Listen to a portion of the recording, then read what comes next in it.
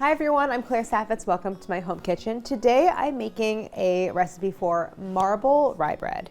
I was having a major craving for a corned beef sandwich, and I was talking to my mom on the phone, and she reminded me that she made this incredible rye bread when we were kids. And so she sent me the recipe. I did some tinkering. I turned it into a marble onion rye. It's so good, really fun, easy, really simple dough to work with, and it just makes a really cool swirled bread, perfect for sandwiches.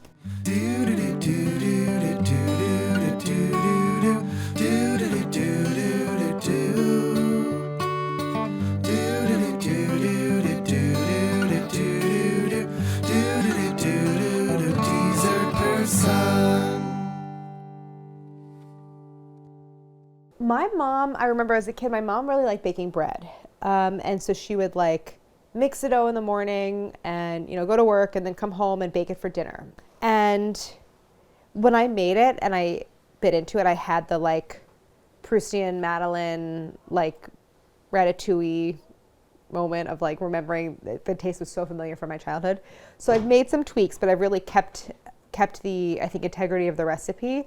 And I turned it into a marble rye, where you have like a dark rye and a light rye that are swirled together. And that wasn't in the original. So it looks really cool and it's really fun. The dough is a pretty stiff dough, which just means it's easy to work with. So I'm gonna do it all by hand.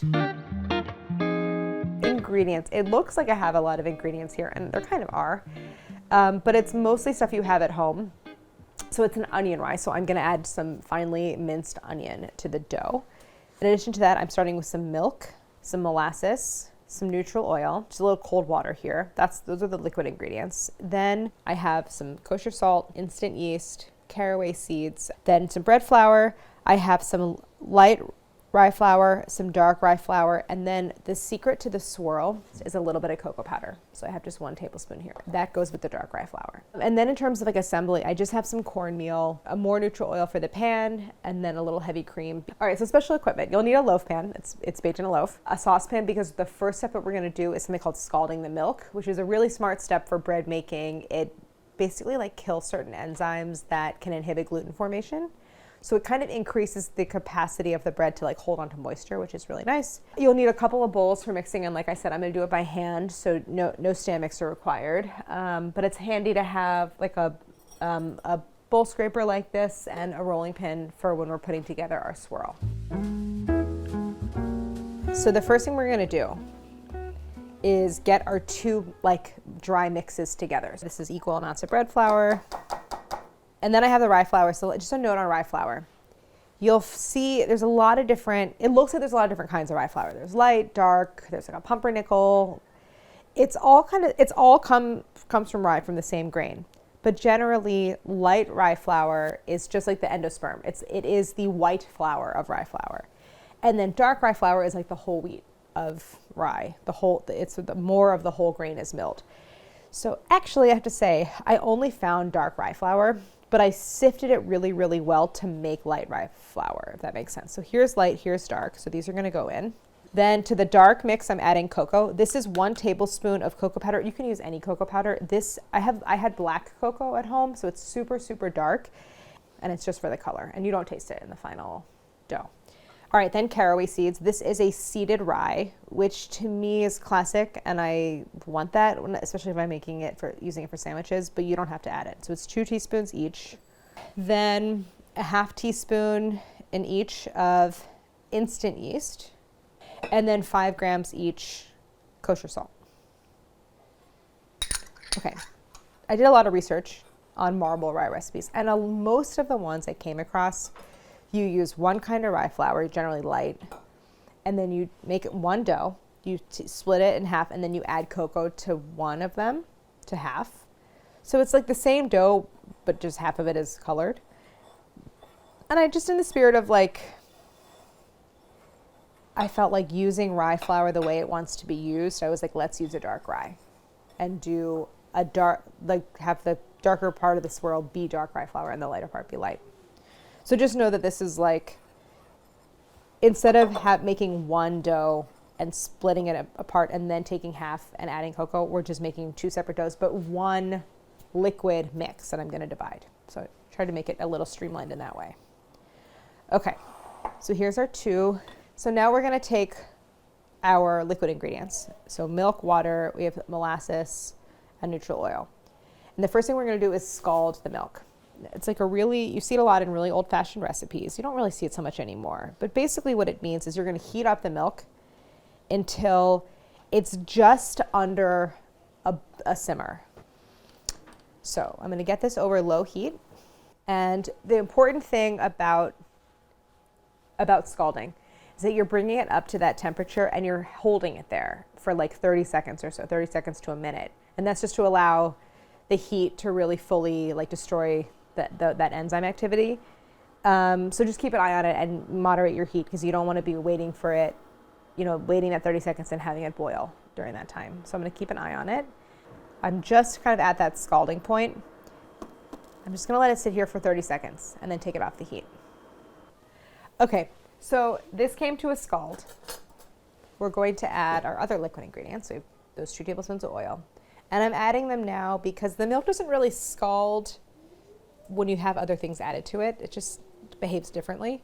And also, this is going to help bring the temperature down because this is too hot to add to the dough.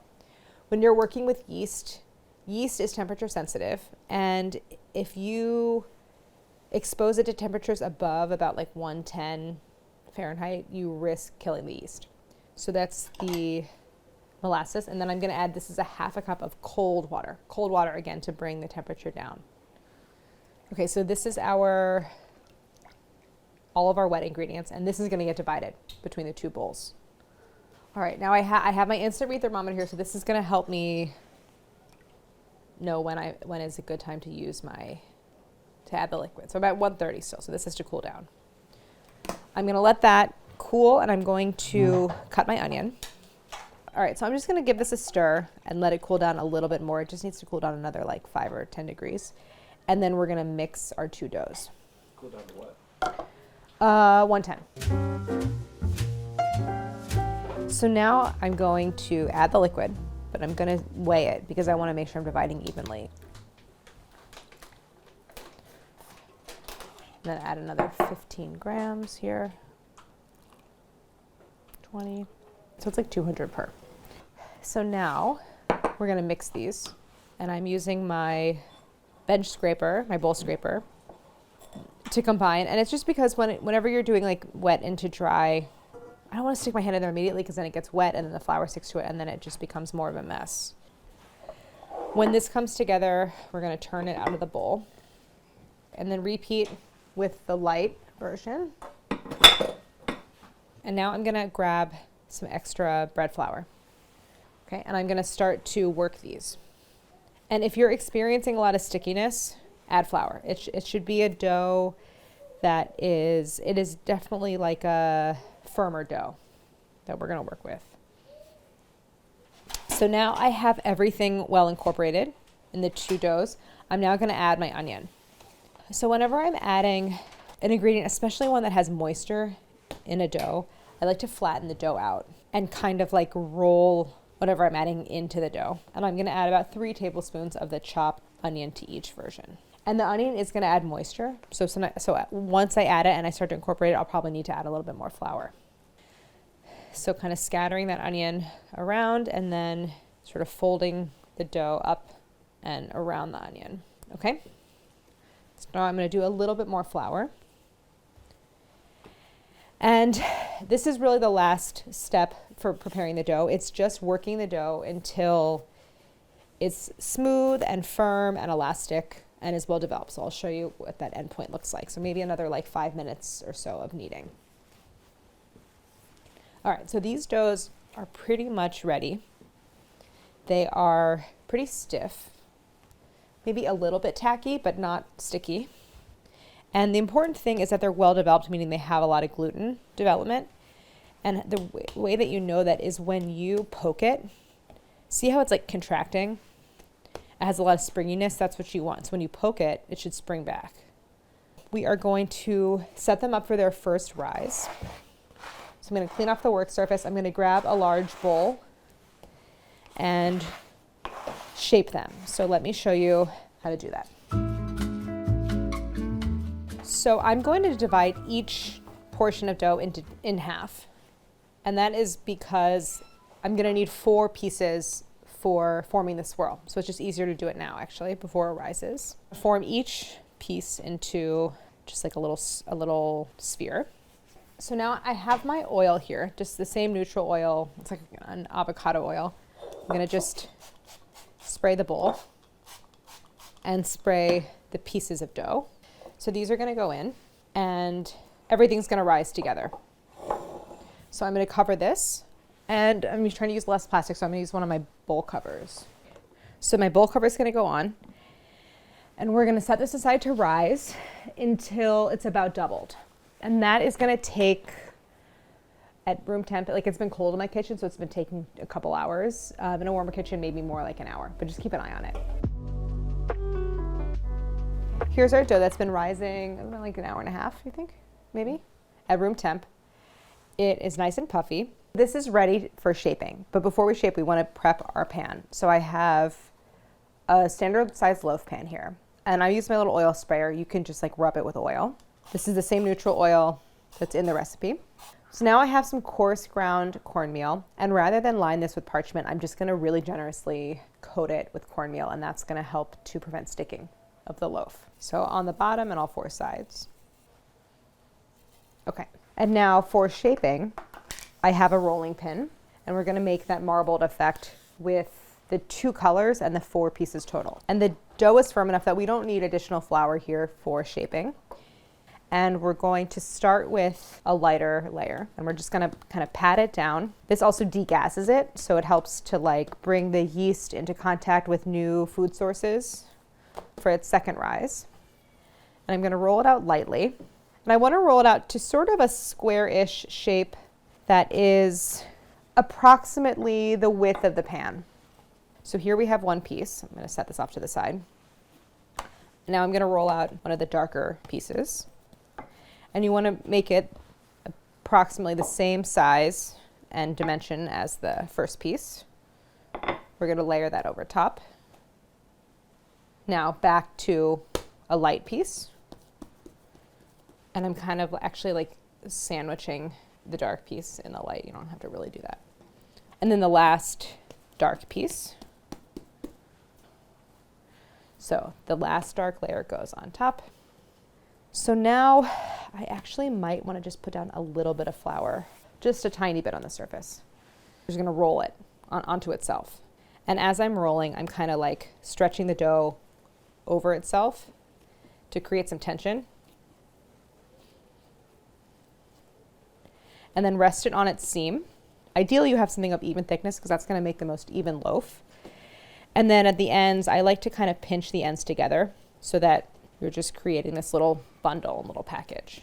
So this is gonna go into our prepared pan. And we're gonna let that, it's resting on its seam so the seam can kind of close. So into our pan.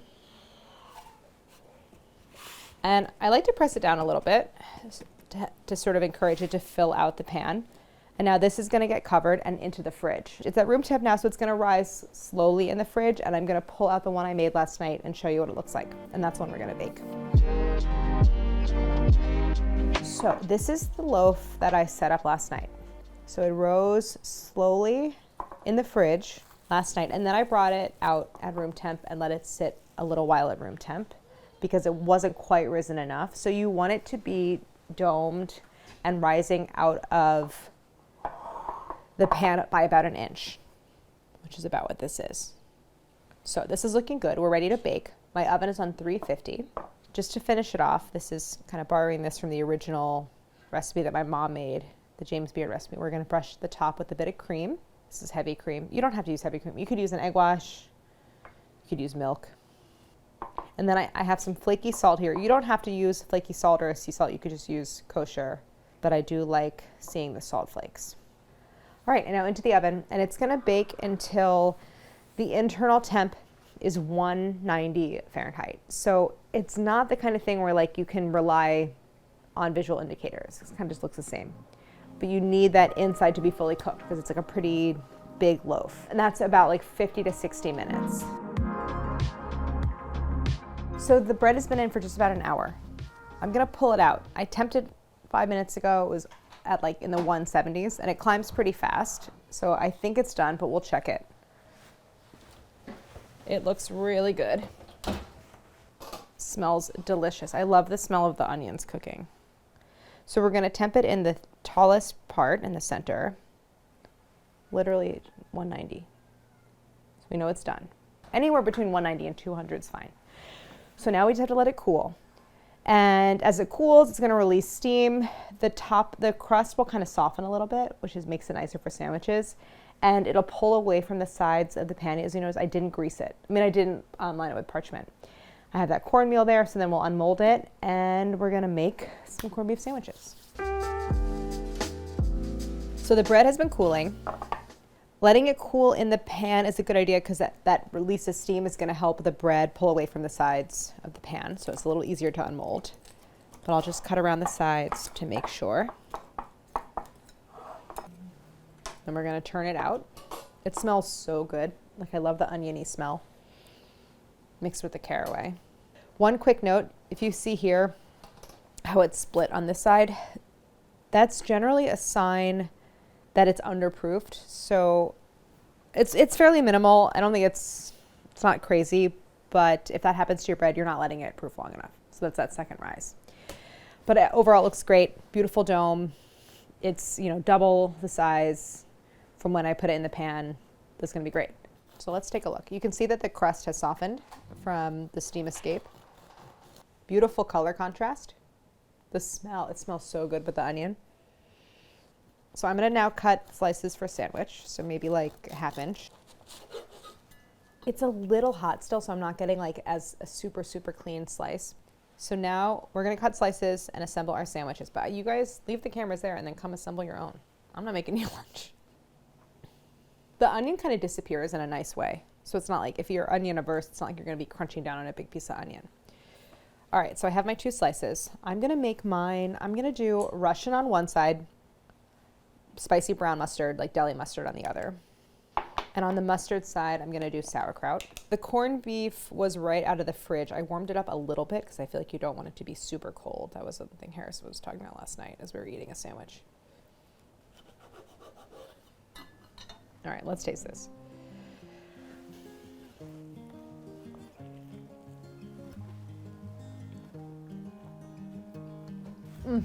The corned beef sandwich is a perfect food, but I feel like generally the worst part is the bread. And to eat it on fresh rye, the caraway is not overpowering. That's really important to me. Caraway to me is really strong, and I don't like a ton of it. So it's like just the right amount. It has a savoriness where you're like, ooh, like why is this bread so good? And it's because of the onion that's in there, even though it's not like punching you in the face. And it's also just really soft and pillowy and delicious. And to me, it has the perfect balance of rye. Like that bread mix of rye and bread flour, it's not so strong. So it's a great canvas for sandwiches. So, all right, we're gonna have lunch. Vince and Cal are gonna assemble their own. We're gonna enjoy these corned beef sandwiches. And I really hope you try this recipe because it's fun. It's like a great weekend project. And then you have what I think is actually a pretty versatile bread for sandwiches, for eating like I would eat growing up with, buttered with soup, just for toast in the morning. Super delicious. And just a fun one. And I kind of don't know why it didn't occur to me until recently to do some marble rye, because it's a great bread. So I hope you give it a try.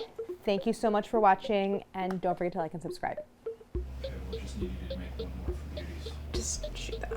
Yeah, but it's gotta be your hands for beauties. Okay, fine. You want me to make you a sandwich, Vince? Nice cut.